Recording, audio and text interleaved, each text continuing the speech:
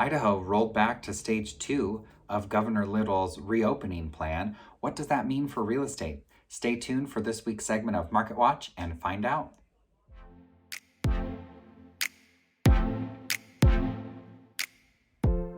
Hi there. Thank you so much for tuning into this week's segment of Market Watch. My name is Joshua Barks with Keller Williams Realty Boise and the Barks & Co. Real Estate team, bringing you hopefully value in the week-over-week numbers with our Market Watch segment, talking about the Boise area housing market and how that is changing week over week. This week, I also wanted to touch on how rolling back to stage 2 of Governor Little's reopening plan for the coronavirus and how that's going to be affecting real estate going forward.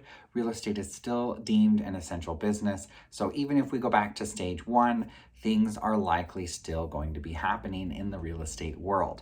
So let's dive into those numbers, and then I can talk about how stage 2 is going to be affecting our real estate market. With inventory, again, we are historically low. Below 200 both last week and this week and election week, though we are up higher than where we were in election week. Election week, we had like 172 homes on the market. Last week, we had 198 on the market. This week, we have 181 available homes in all of Ada County on the market that are active. With the week over week new listings, we're staying pretty consistent as far as last week to this week. We had 118 new listings hit the market last week. This week we had 122 brand new listings hit the market. So staying pretty consistent there. Next week with inventory, with it being a holiday week, I do anticipate us to have a slight decline there, as in both overall as well as the number of new listings that we see week over week. Then when we dive into pendings, so our overall demand, we had 731 overall last week. This week we have 671 overall. So it is quite a drop there, though a lot of that has to do with the number of closed sales that we had in the last week, because our week over week under contracts is actually up a little bit. Last week we had 139 homes go under contract, whereas this week we had 161 homes go under contract. So we're up slightly in the week over week, though down overall. And again, the down overall is likely due to these closed sales, because last week we closed 161 homes in all of Ada County, and this week we closed 228 homes in all of Ada County. So we're significantly up in the number of sales. Going into next week, that makes sense for what we typically see the week before Thanksgiving. Everyone wants to get in and their house, moving in to their new house so that they can be there for the holidays. And then when we're going into the winter market, what we're seeing right now with inventory and demand, even though we're seeing it slow down from what we saw in the spring and the summer, we're actually seeing what's pretty typical for this time of year as far as the slowdown in overall demand.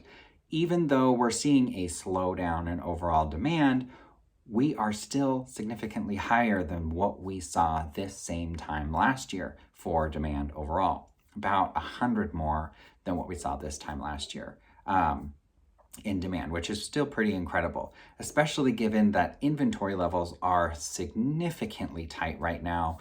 I anticipate those will likely stay pretty low through the holiday season, maybe even stay below that 200 active listings mark, because what we typically see in the holiday season, late November, December, early January, we typically see our lowest inventory for the entire year in one of those 3 months.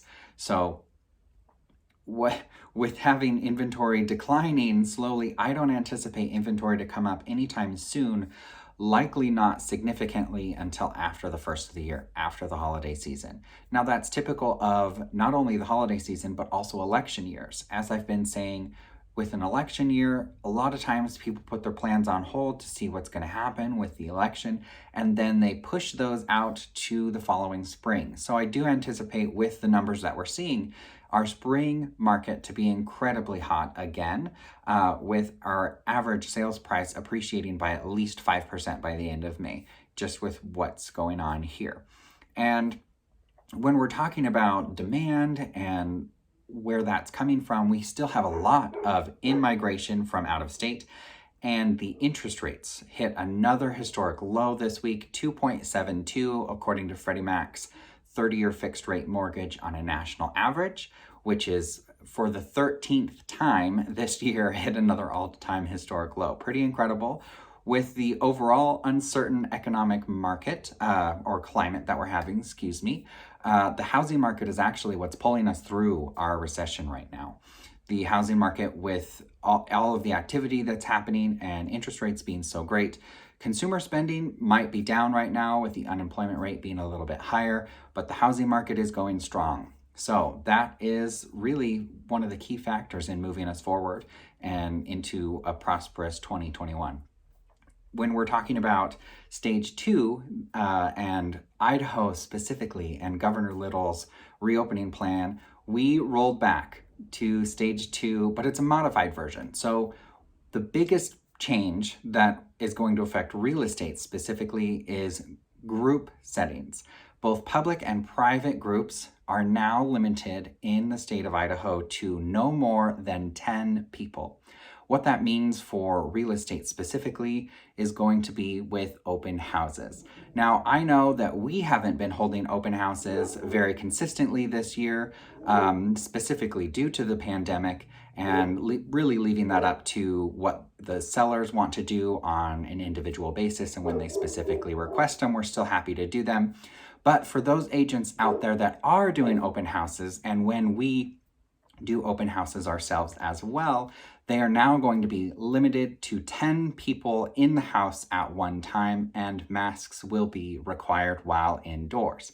Now, I've been conducting open houses in a very similar fashion as of late when they have come up, just because that seems to be smart. But with stage 2, now that's what is required in the state of Idaho. Then when we're talking about Boise City specifically, the mayor just came out yesterday saying that the Boise Police Department is now going to be enforcing the mask mandate specifically for businesses. And if there are businesses that refuse to comply, there will be an investigation/inspection done by the city, and businesses could lose their license to operate within the city limits. So that's something to consider for small businesses out there. If you see a small business that's not complying with that, there is a number that you can call to report that business needs to enforce the mask mandate. The groups of 10 does not apply to, of course, restaurants, grocery stores, and things like that, specifically just small spaces. So open houses would be one of those times where 10 people is going to be the maximum. Well, I hope that answered your questions that you had for this week and how stage 2 is going to be affecting the real estate market going forward, and as well as what we're seeing on a week-over-week basis. Inventory is still incredibly tight. Demand is still doing really well.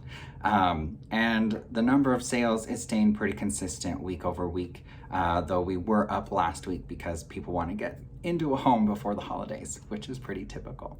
If you have any questions about anything I covered here or real estate in general, please feel free to reach out. My number is 208-914-1095. I'm always here to help, and I will see you guys next week for the weekly update on Black Friday. So have a happy Thanksgiving, and we will see you then.